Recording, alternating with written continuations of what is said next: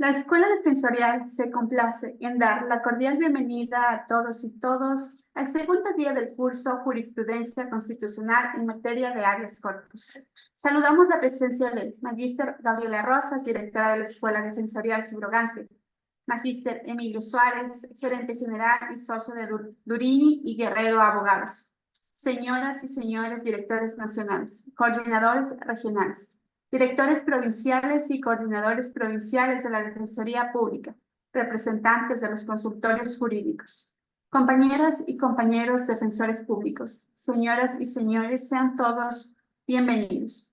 El objetivo de este curso es capacitar y formar a defensoras y defensores públicos y red complementaria en la defensa jurídica pública acerca de la jurisprudencia constitucional en materia de habeas corpus, para fortalecer sus capacidades en el uso y aplicación del habeas corpus como herramienta para la protección del derecho a la libertad, integridad y salud. El proyecto de la Escuela Defensorial es una prioridad de la actual administración. Por lo tanto, desde este organismo se impulsan procesos de formación permanente. Para dar comienzo al desarrollo académico del evento, recordamos a los asistentes las siguientes indicaciones. Para obtener el certificado de asistencia a este curso, es obligatorio que el participante cumpla con su participación y registro de asistencia en este programa formativo. Se recuerda, el registro de asistencia se enviará a través del link que será remitido los 15 últimos minutos de esta jornada de aprendizaje. Se solicita mantener encendidas sus cámaras durante todas las sesiones. Adicionalmente, si el participante desea intervenir o si tiene alguna duda o consulta mientras se desarrolla la ponencia, solicitamos gentilmente alzar la mano del Zoom. Reiteramos que no se debe utilizar el chat para registro de asistencia. Con estas indicaciones saludamos y damos la bienvenida al ponente del día de hoy, Magíster Emilio Suárez. Antes de darle la palabra, nos permitiremos leer unas breves líneas de su hoja de vida.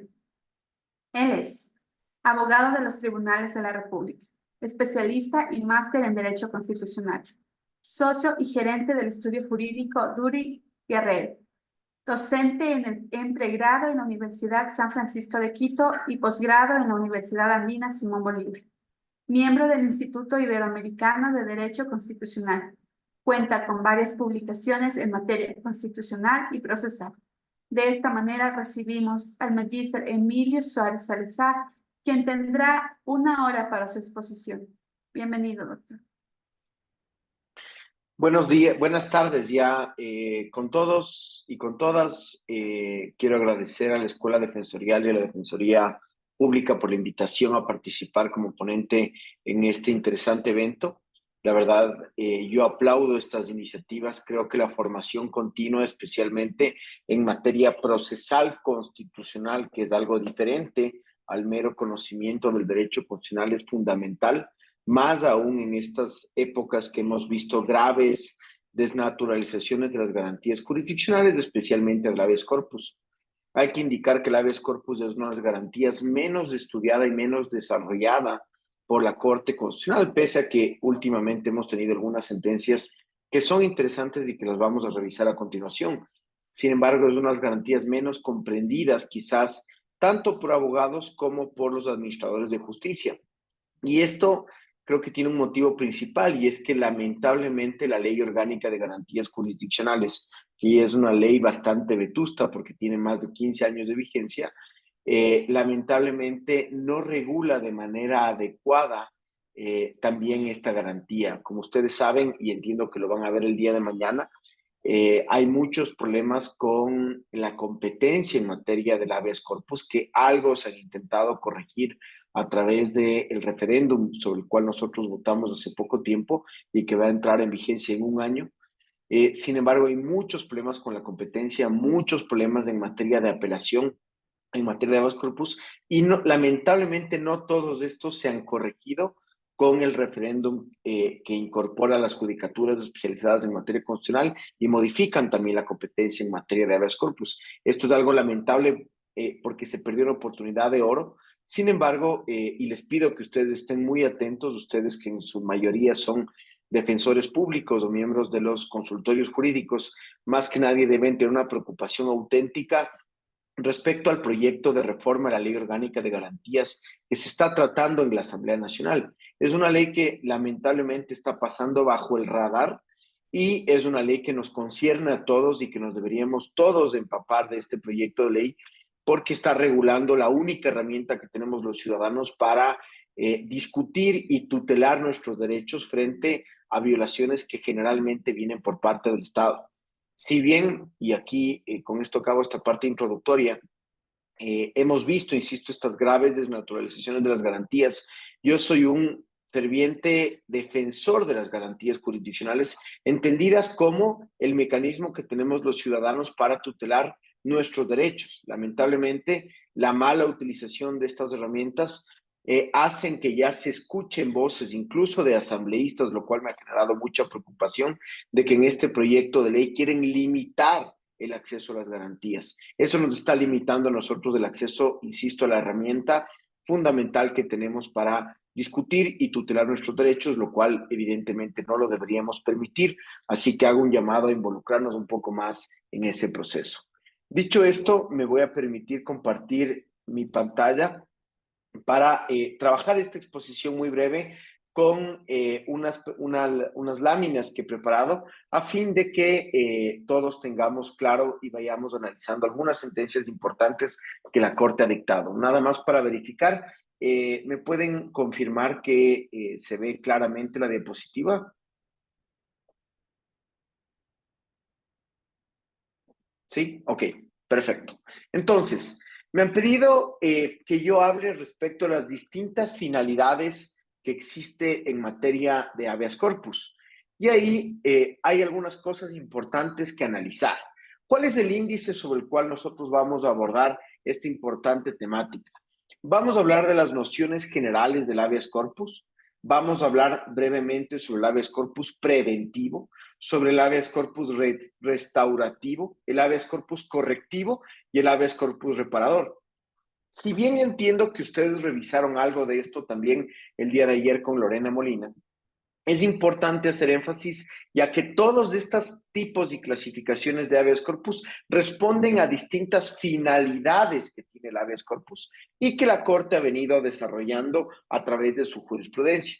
Algo es importante advertir y es que en materia de habeas corpus existen muchas clasificaciones. No es que esta es la única lista de clasificaciones que existe en materia de habeas corpus, sin embargo, es la más utilizada y con la cual particularmente me siento más cómodo porque es la que la jurisprudencia ha acogido de manera general.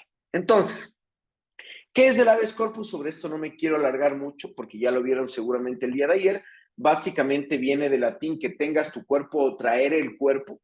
Y algo que es muy interesante y algo que quizás va a ser un reto para la justicia a propósito del referéndum que se aprobó recientemente, es que en el año hasta el año 98 quien resolvía los habeas corpus era el alcalde.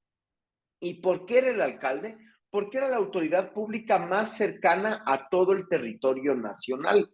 Insisto, seguramente esto ya lo vieron ayer, pero les quiero llamar la atención a algo que también debería preocuparnos.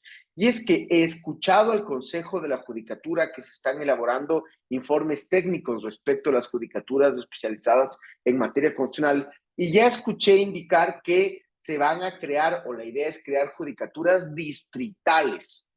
Eso, sin lugar a dudas, podría implicar una vulneración al derecho a la tutela judicial efectiva en la dimensión del acceso a la justicia. Recuerden que el artículo 75 de la Constitución nos habla de la tutela judicial efectiva y una de las dimensiones de este derecho es el acceso a la justicia. La Corte ha dicho que el hecho de que una víctima de una violación de derechos tenga que movilizarse para poder presentar una demanda, no se diga un habeas corpus, evidentemente vulneraría este derecho a la tutela judicial efectiva, así que es algo sobre lo cual también tenemos que tenerlo en mente. ¿Qué es el habeas corpus? Si nosotros leemos el artículo 89 de la Constitución en su primera parte, nos vamos a encontrar con la primera finalidad del habeas corpus, que es la finalidad clásica. Es decir, que lo que sirve es para que una persona que se encuentra privada de la libertad de forma ilegal, arbitraria o ilegítima pueda recuperar la misma. Sin embargo, en la Constitución del año 2008, esta garantía jurisdiccional se repotenció y se repotenció con dimensiones muy importantes que básicamente implican también la protección de la vida y la integridad física de las personas privadas de la libertad. ¿Qué implica la integridad física de conformidad con los criterios de la Corte Constitucional? Implica una integridad física propiamente dicha, una integridad sexual, una integridad psicológica de la persona privada de la libertad. Es decir, tiene algunas dimensiones este tema de la integridad física que la Corte lo llama integridad personal y que se divide en estas ramas que les he comentado. Asimismo, y aquí entramos en los problemas porque la Ley Orgánica de Garantías es muy deficiente al momento de regular el habeas corpus, nos dice que la acción de habeas corpus tiene por objeto proteger la libertad, la vida, la integridad física y otros derechos conexos. Ahora bien, vamos a las distintas finalidades del habeas corpus, que es la materia principal de esta charla. Y dependiendo de la finalidad, existen distintos tipos de habeas corpus y aquí tenemos estas 4 clasificaciones de habeas corpus con las cuales, insisto, la jurisprudencia se ha sentido más cómoda en esta clasificación.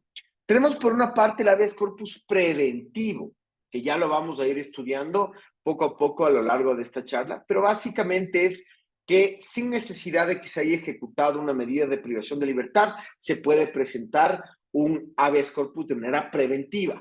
Tenemos el habeas corpus reparativo, el habeas corpus clásico, que lo que busca es la liberación de la persona en caso de que ésta haya ocurrido de manera ilegal, ilegítima o arbitraria. Tenemos por otra parte el habeas corpus reparador, sobre el cual muy poco se habla, y es que sin perjuicio de que la persona se encuentre privada de la libertad, la privación de la libertad sobre la cual ya superó esta persona pudo haber generado daños que requieren ser reparados. Y finalmente tenemos el habeas corpus correctivo, sobre el cual se ha hablado mucho y se ha desnaturalizado sobre todo el habeas corpus en los últimos años.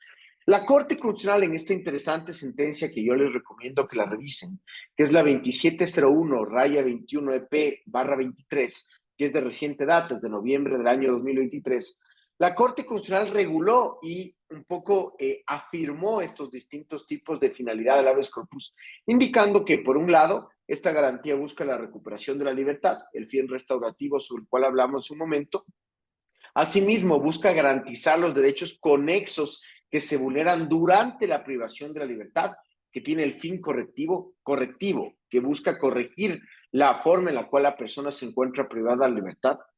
Asimismo, la Corte, y ya nos dice aquí en el párrafo 66, nos ha indicado que el habeas corpus tiene un fin preventivo, y sobre esto ya vamos a hablar porque la Corte lamentablemente se ha limitado mucho en el desarrollo del habeas corpus preventivo, o puede cumplir una finalidad reparativa cuando se orienta al resarcimiento del daño ocasionado, aunque el sujeto afectado haya recuperado la libertad. Entonces, vamos a empezar con el primer tipo de habeas corpus, que es el habeas corpus preventivo. ¿Qué es este habeas corpus preventivo o qué nos da paso a pensar que puede existir un habeas corpus preventivo? Recuerden que el habeas corpus está considerado clásicamente como la forma en la cual una persona puede recuperar la libertad. Pero yo les hago una pregunta.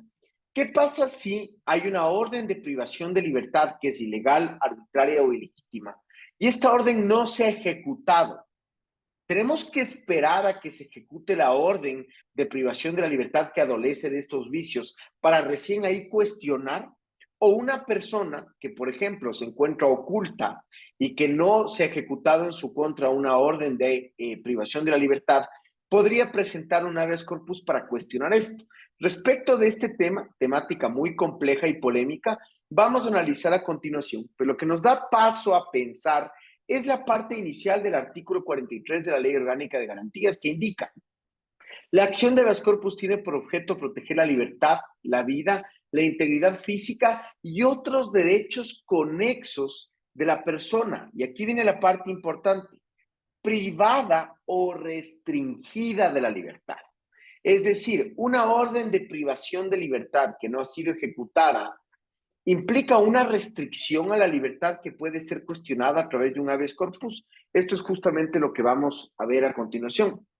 Entonces, lo que les indicaba es que el habeas corpus preventivo justamente busca prevenir una inminente detención que vulnere derechos constitucionales y que sea ilegal, arbitraria o ilegítima.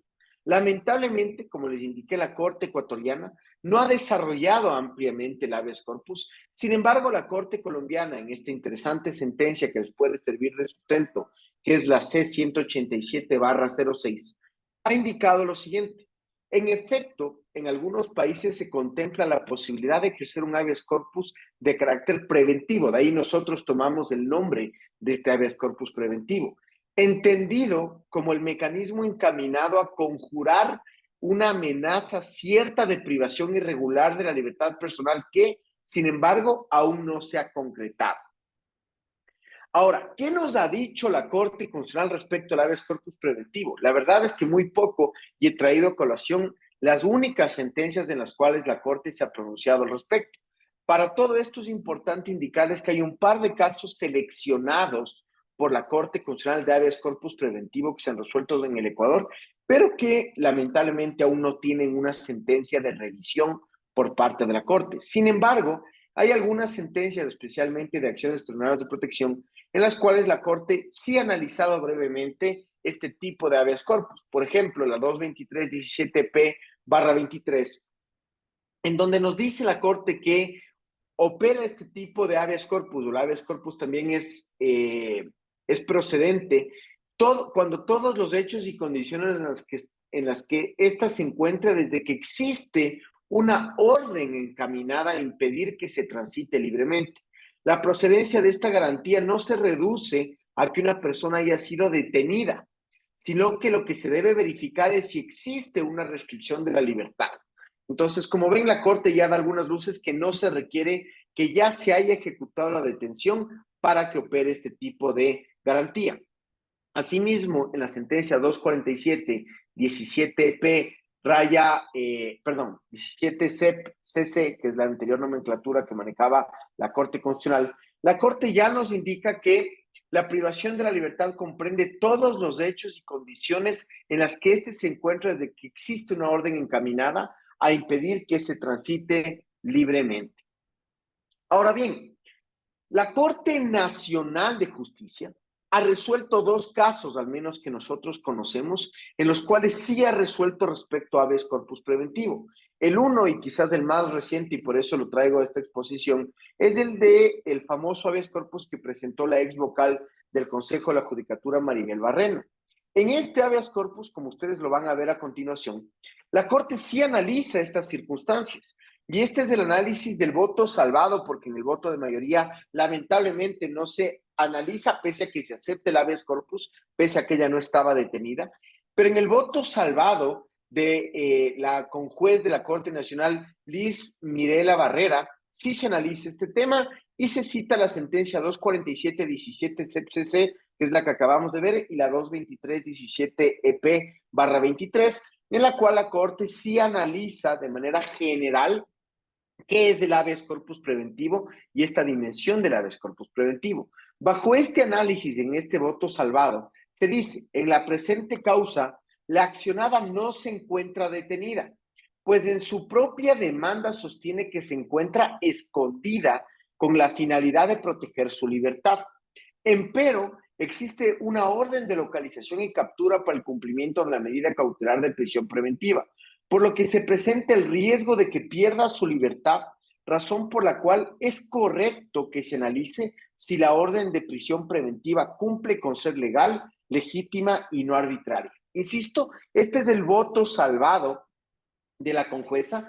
El voto de mayoría aceptó el habeas corpus, sin embargo, no analiza lamentablemente el habeas corpus preventivo y estas condiciones, pese a que acepta, insisto, el habeas corpus. Pero esto es una sentencia que es la segunda sentencia que yo conozco de la Corte Nacional en la cual ya se analiza y se acepta un habeas corpus preventivo. Insisto, entendido el habeas corpus preventivo como aquel que se presenta antes de que se ejecute la medida de privación de la libertad.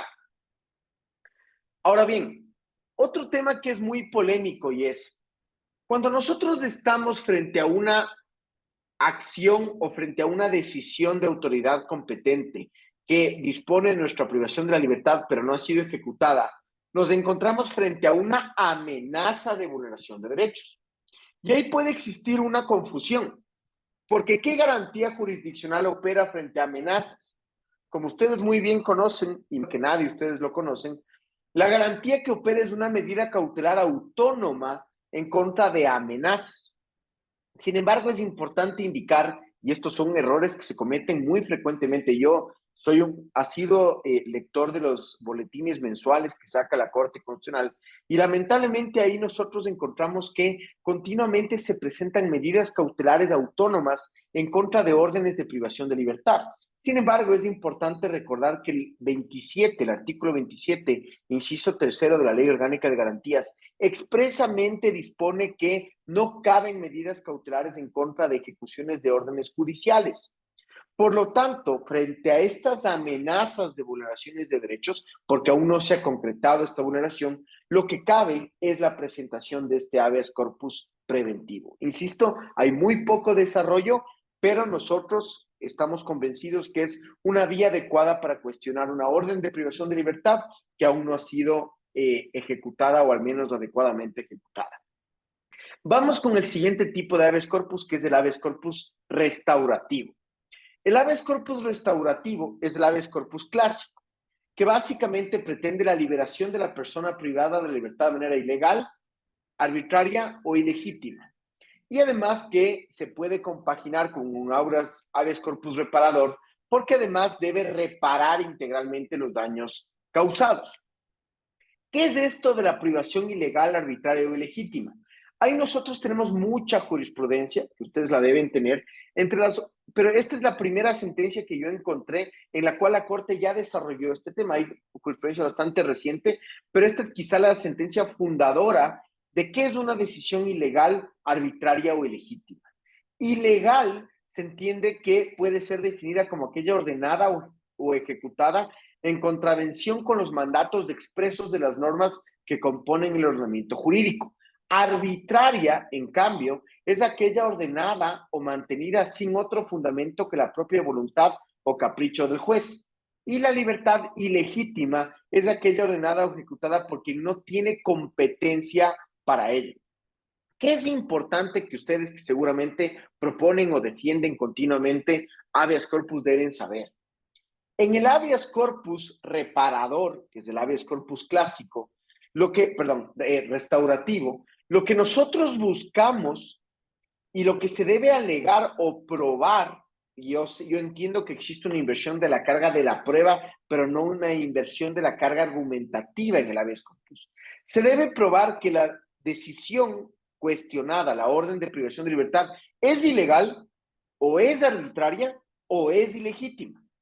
Lamentablemente todo el tiempo se presentan habeas corpus diciendo es que la privación de libertad es ilegal, arbitraria e ilegítima. ¿Y por qué? Entonces, cualquiera de estas causales por las cuales un habeas corpus es procedente debe ser probada. ¿Y probada cómo? Insisto, yo entiendo que existe inversión de la carga de la prueba en materia de garantías, pero debe haber alguna prueba argumentativa en el habeas corpus o al menos en la audiencia. Porque si yo no demuestro que la privación de libertad es ilegal o arbitraria o ilegítima, muy pocas veces pueden concurrir todas estas causales, sí puede ocasionar suceder esos hechos, pero es muy raro. Sin embargo, se debe demostrar en cuál de estas causales de procedibilidad del habeas corpus estamos encasillando la demanda que estamos presentando, porque si no lo hacemos, lamentablemente, el juez debería disponer la improcedencia del habeas corpus que se ha presentado. Entonces, el habeas corpus restaurativo, ¿qué es lo que busca? La acción de habeas corpus tiene por objeto, insisto, esta es otra sentencia interesante, la 9823 JH/23, cuando la privación de la libertad ha sido ilegal, arbitraria o ilegítima. Aquí también se definen estos elementos y se van definiendo cada uno de estos. Ahora, les voy a poner un caso que es muy interesante respecto del habeas corpus restaurativo. Como ustedes saben, el artículo 77 de la Constitución nos dice que obviamente la privación de la libertad no será la regla general. Me imagino que esto es algo por lo cual ustedes luchan todas las audiencias en materia penal, en la cual, como ya sabemos, lamentablemente los fiscales suelen tener hasta la muletilla de solicitar prisión preventiva en todos los casos, pese a que el 77.1 de la Constitución dice que no es la regla general y que las medidas de no privación de libertad más bien deberán aplicarse en todos los casos. Y aquí hay algo importante, el numeral 9 nos dice, bajo la responsabilidad de la jueza o juez que conoce el proceso, la prisión preventiva no podrá exceder de 6 meses en ciertos delitos y de 1 año en otros. Si se exceden de estos plazos, la orden de privación de la libertad quedará sin efecto. Y aquí viene el problema que les quiero plantear. Fíjense lo que dice el 541 del COIP. El 541 nos habla de la caducidad de la prisión preventiva y dice se regirá por las siguientes reglas. No podrá exceder de 6 meses en los delitos sancionados con una pena tal y no podrá exceder de 1 año en los delitos sancionados con la pena tal. Luego nos dice, el plazo para que opere la caducidad se contará a partir de la fecha en que se hizo efectiva la orden de privación de la libertad.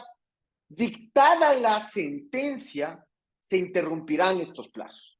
Y aquí me quiero detener un momento. ¿Qué significa dictada la sentencia? ¿Dictada la sentencia implica dictada la sentencia de primera instancia? ¿O bajo qué contexto o bajo qué medida una persona puede encontrarse privada de su libertad? Hasta donde yo tengo entendido, yo no soy experto en materia penal, pero una persona puede encontrarse privada de libertad por detención, por prisión preventiva o por el cumplimiento de la pena. Si yo ya voy 1 año, 1 mes privado de mi libertad, entonces, ¿bajo qué medida estoy yo privado de esa libertad?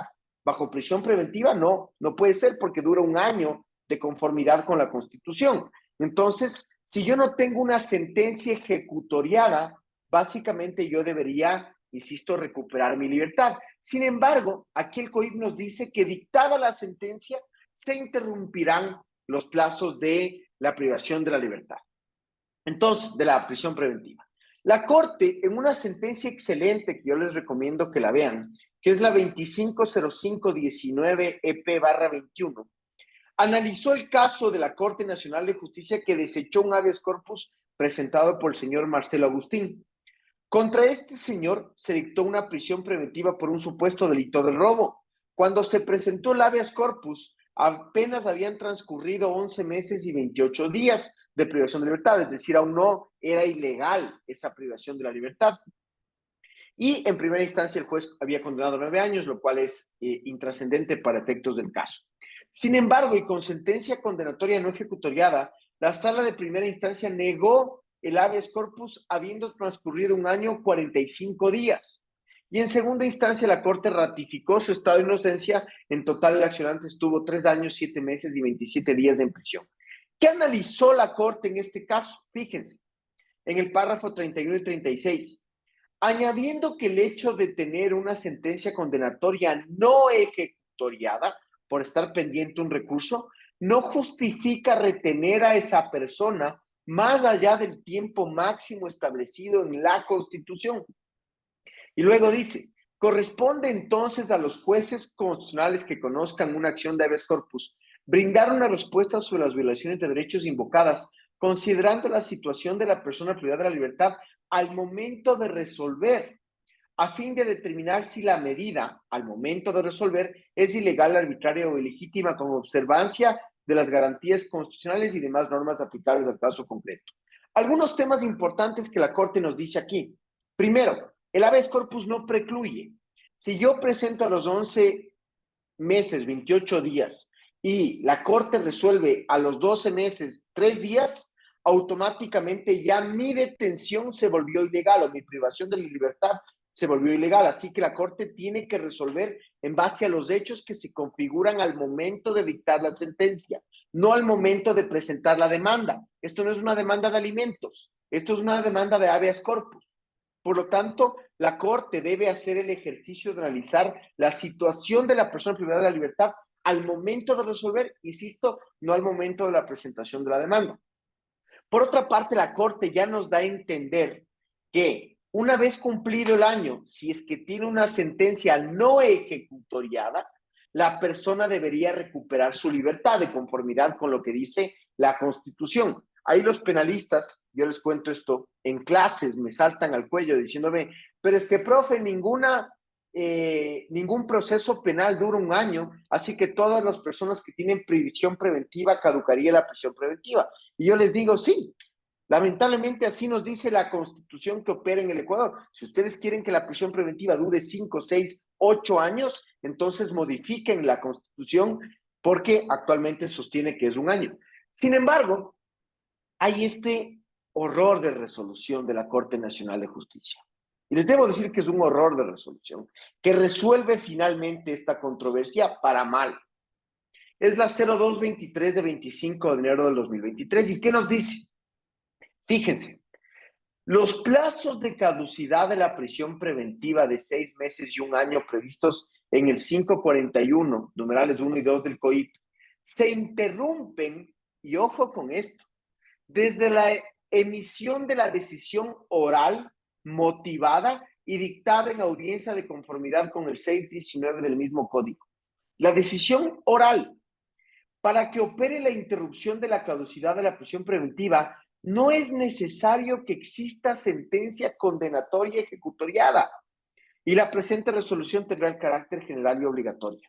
Es decir, en mi criterio, esta resolución de la Corte Nacional, pese a que es jurisprudencia obligatoria y que lamentablemente los jueces están obligados a revisarla, contradice flagrantemente lo que establece el 77 de la Constitución. Esta resolución para mí es una grosería en los derechos de las personas privadas de la libertad, porque básicamente lo que está configurando es que ahora en el Ecuador ya exista una prisión preventiva indefinida. Y esta situación a mí me parece demasiado grave. Sin embargo, justamente para cuestionar este tipo de prisiones o de detenciones o privaciones de la libertad ilegales, arbitrarias o ilegítimas, procede este tipo de habeas corpus. Ahora, antes de pasar al habeas corpus correctivo, quiero hacerles notar algo muy importante.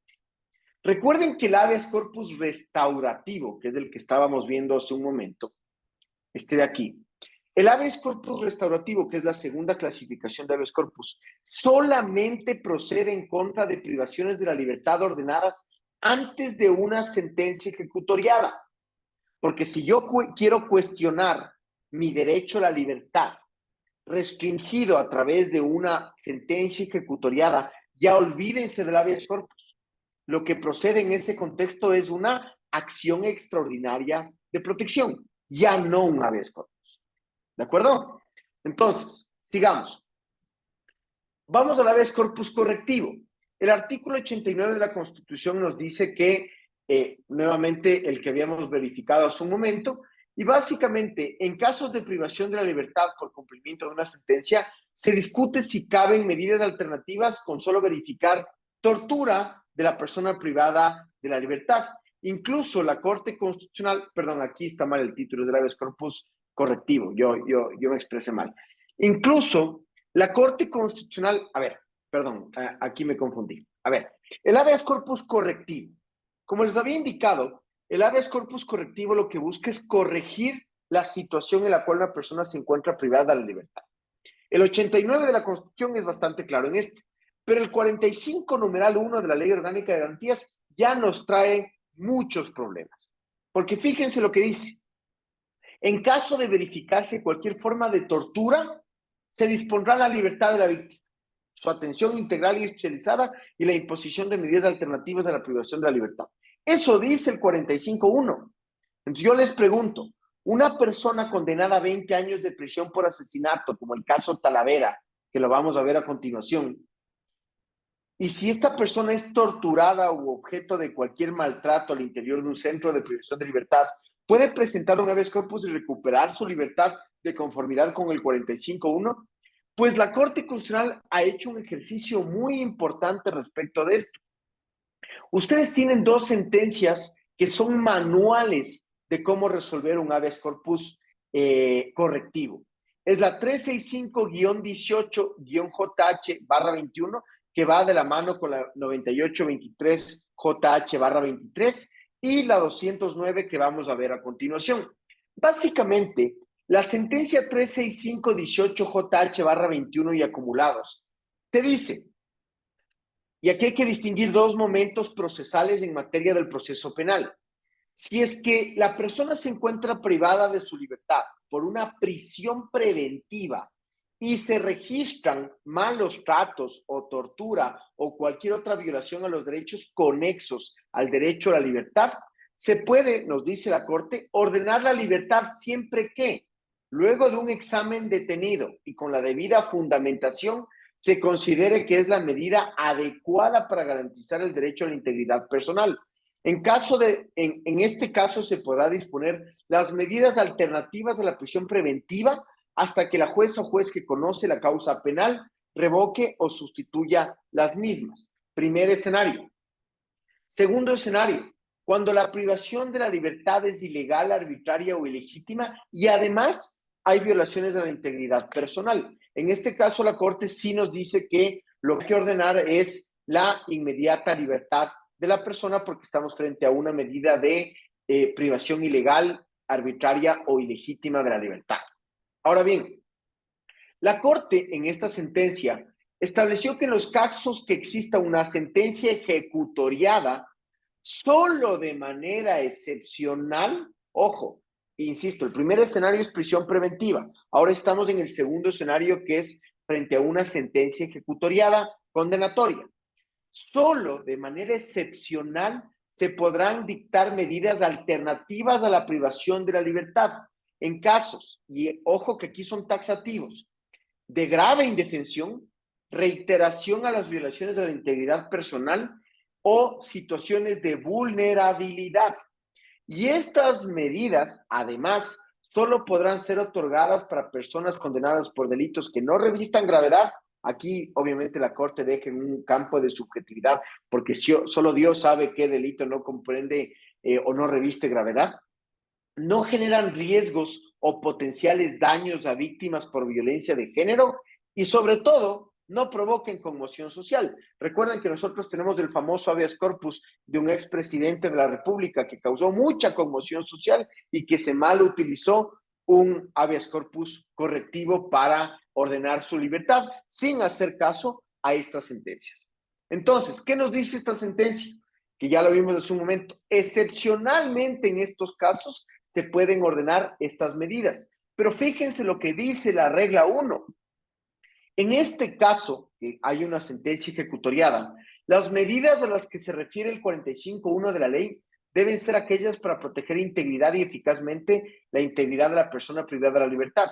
Entre otras medidas, el juez de habeas corpus puede disponer la atención inmediata y permanencia en un centro de salud hasta su recuperación, el traslado a otro centro de privación de la libertad, la custodia personal de protección a familiares, el requerimiento de informes pormenorizados, la investigación de los hechos y la prevención de represalias.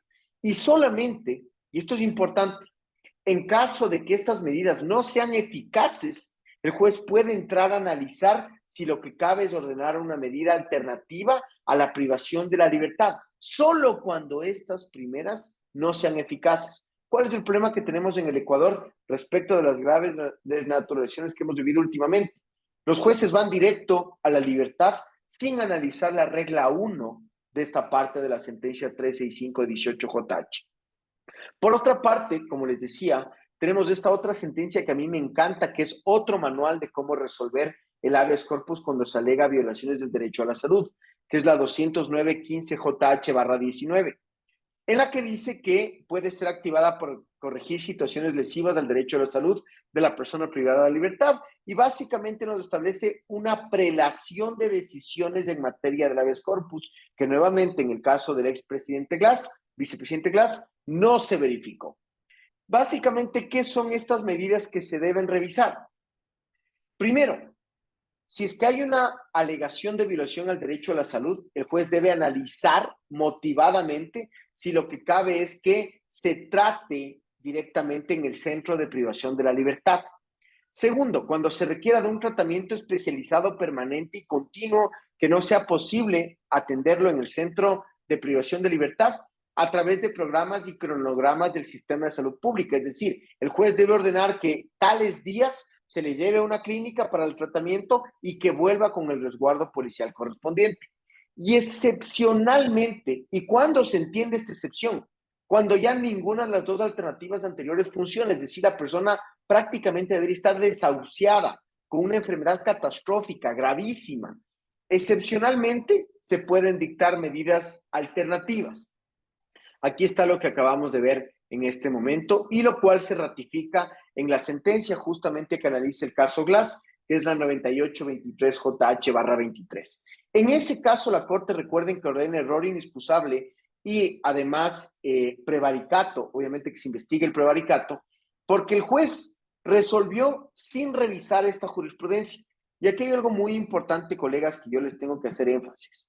La jurisprudencia es fuente formal del derecho. Cuando ustedes alegan un precedente, que ustedes ya deben manejarlo mejor que yo, el concepto del precedente, cómo identificar un precedente y cómo alegar adecuadamente un precedente, la corte o el juez que está resolviendo el caso tiene la obligación de acatar ese precedente.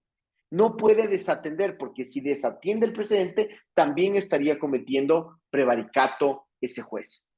Entonces, obviamente todos los criterios expuestos son distintos de la sentencia 01718 CEP-CC, que ya fueron superados, insisto, por la nueva jurisprudencia, en los cuales en el caso Talavera, básicamente la Corte o la conformación anterior de la Corte Constitucional, al solamente verificarse que existía tortura a una persona condenada a 20 años de prisión por asesinato, le otorgó la libertad. En estos casos, insisto, esta sentencia, la 01718 CEP-CC, sirvió para que la nueva Corte se aparte de este mal precedente y ordene estas medidas de prelación cuando existen torturas o violaciones a otros derechos. Finalmente, el habeas corpus reparador, como lo hemos visto, el habeas corpus reparador tiene como objeto tutelar las vulneraciones de los derechos que sufrió la víctima.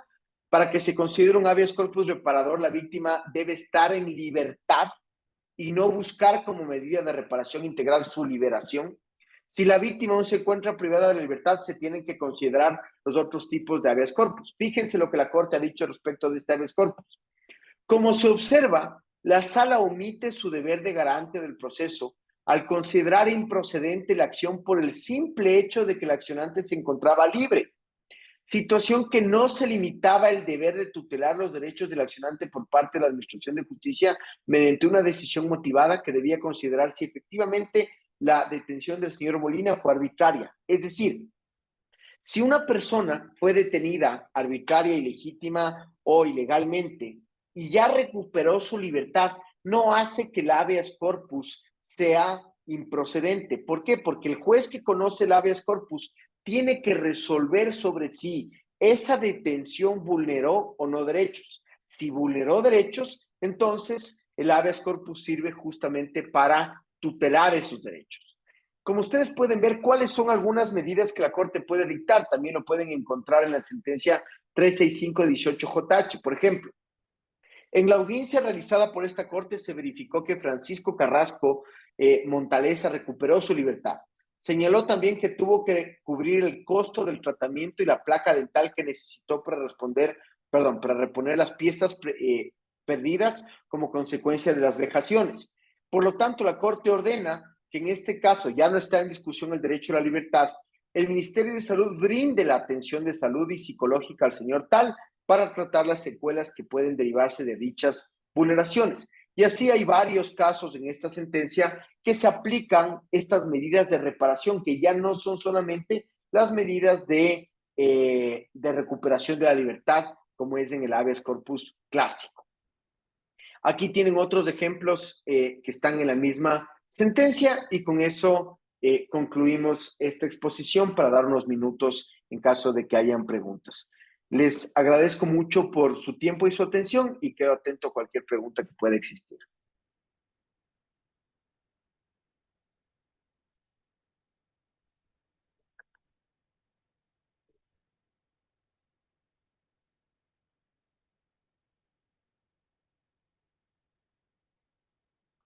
No sé si... Invitamos a todas las personas, perdón, doctor, por cortar, que deseen hacer alguna pregunta, pueden hacer uso de levantar la mano de Zoom o hacerlo por el medio del chat que está habilitado.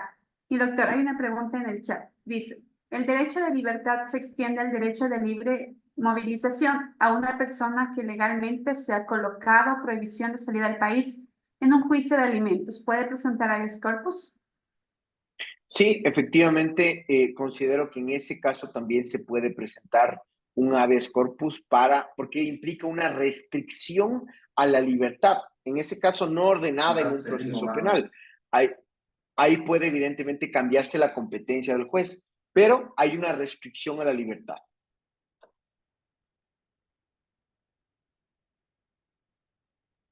Se le va a dar paso al doctor Salomón Montesé, que está levantando la mano.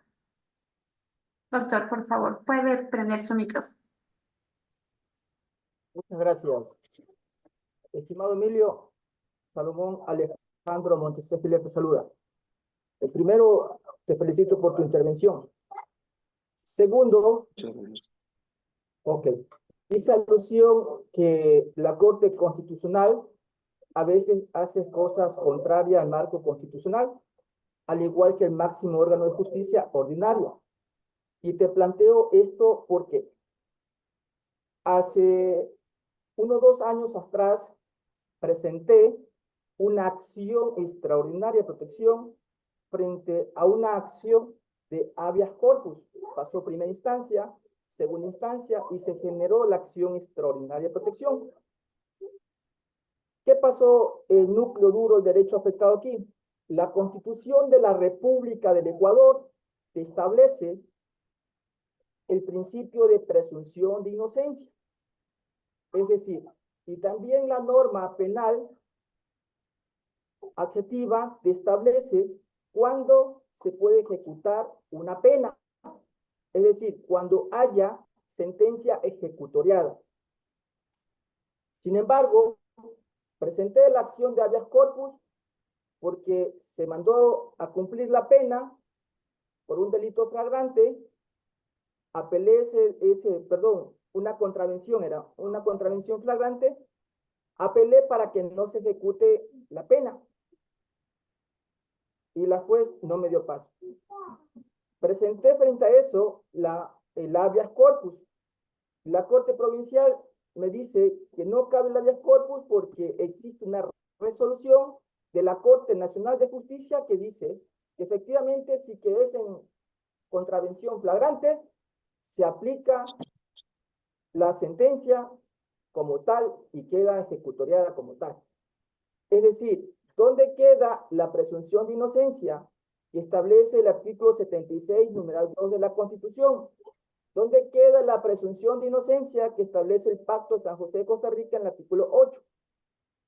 Ahora, presento acción extraordinaria de protección. Ahí estaba mi profesor Agustín Grijalva, que yo siempre en la Universidad de Andes le decía que ellos también matan al derecho. Ya, matan al derecho. Y se ponía molesto porque les decía la verdad, incluso al profesor Ávila, que fue mi profesor, y yo le decía que era un idealista. Entonces, ¿qué pasa, querido Emilio? La Corte Constitucional me dice que desecha la acción extraordinaria de protección porque está bien aquello. Entonces, yo me preguntaba, y sobre eso estaba haciendo una investigación académica que más adelante le he de publicar, donde es el argumento, ¿no? Que también el legislador de los legisladores también mata el derecho público o derecho constitucional. Ese es el tema de investigación que estoy haciendo y que en algún momento le he de terminar publicando y lo he de discutir en las academias o en las universidades cuando se dé paso. Entonces, date cuenta que me planteas también algo de la prisión preventiva que te dice un año y que luego pasa un año y no hay sentencia ejecutoriada. ¿Y qué pasa cuando no hay sentencia ejecutoriada? Porque está cumpliendo la prisión preventiva. Si debería cumplirse, esa sentencia debería ser ejecutoriada durante ese tiempo, pero no pasa eso, ¿no? Es por eso que te decía en el chat que también la Corte Constitucional hace este tipo de barbaries con el marco constitucional. Y no quería dejar de explicar este caso porque también se asemeja a lo que vos me estás mencionando. Que haya estas cosas, ¿no? Es terrible, ¿no? Y te reitero tus felicitaciones y un saludo fraterno. Muchísimas gracias y solamente un comentario respecto a lo que acaba de comentar, doctor, y es que efectivamente, lamentablemente, yo tampoco coincido con todos los precedentes de la Corte Constitucional. Hay muchos en los cuales yo tengo una posición contraria, respeto mucho a los jueces, tengo muy buen concepto de los jueces constitucionales, pero evidentemente no vamos a estar de acuerdo con todo, ¿no? Entonces, no estoy de acuerdo con varios criterios. ¿Cuál es la forma de luchar contra el precedente? Porque tú no puedes demandar la inconstitucionalidad del precedente. Lo que tú puedes hacer es, y quizás podría servir para el trabajo que comentas, lo que tú puedes hacer es luchar jurisprudencialmente con ese precedente. ¿A qué me refiero? Patrocinar casos o llevar casos que le hagan repensar el precedente a la Corte. Y justamente para eso están los votos salvados y concurrentes. Porque uno llega a pensar que el voto salvado o el voto concurrente prácticamente no hay que ni leerlo. Pero el voto salvado y el voto concurrente, y hay un excelente voto salvado de Daniela Salazar, la jueza de la Corte Constitucional, que te dice eso. ¿Cuál es la utilidad de estos votos salvados y concurrentes? Es que llevan a pensar o a repensar la línea jurisprudencial de la Corte y que la Corte vaya enderezando su línea jurisprudencial hacia otros parámetros. Ojalá que lo mismo pase con la Corte Nacional.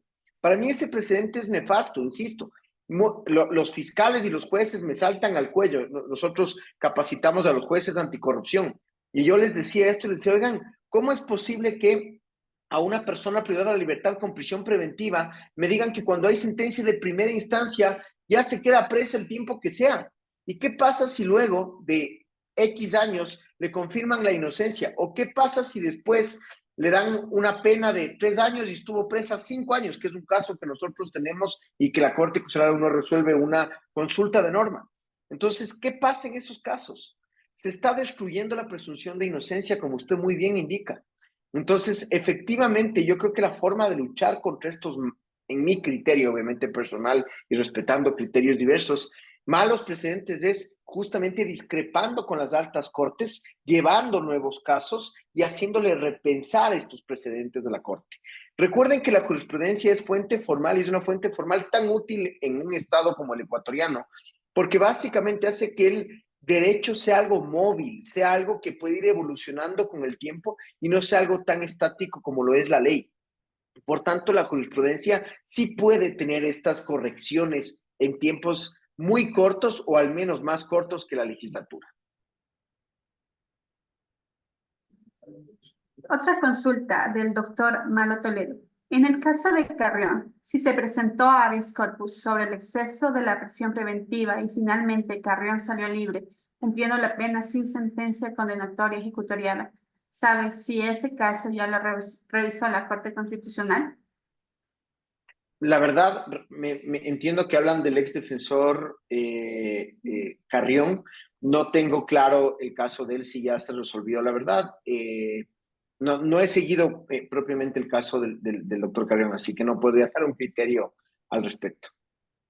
Mi estimado doctor, también nos están solicitando que por favor nos facilite el material de la exposición realizada con el fin de estudio y poderles remitir mediante correo electrónico a todos los participantes que en este día se han inscrito. Muchas gracias por su brillante exposición y por todas sus enseñanzas. Recordamos a los presentes que esta jornada va a continuar el día de mañana a partir de las 10 de la mañana, en la cual tendremos la participación del magíster Juan Vaquero y magíster Daniela Esteves. Permítanme un ratito para ver si por si acaso hay otra consulta. No. No, ya no tenemos ninguna consulta. De esta manera, a nombre de la Escuela Defensorial, agradecemos a todas las autoridades presentes, al facilitador del día de hoy y a todos los asistentes por su importante participación en esta jornada de aprendizaje. Buenas tardes con todas y todos. Doctor, nuevamente Muchísimas muchísimas gracias. gracias. Gracias a ustedes, que estén muy bien.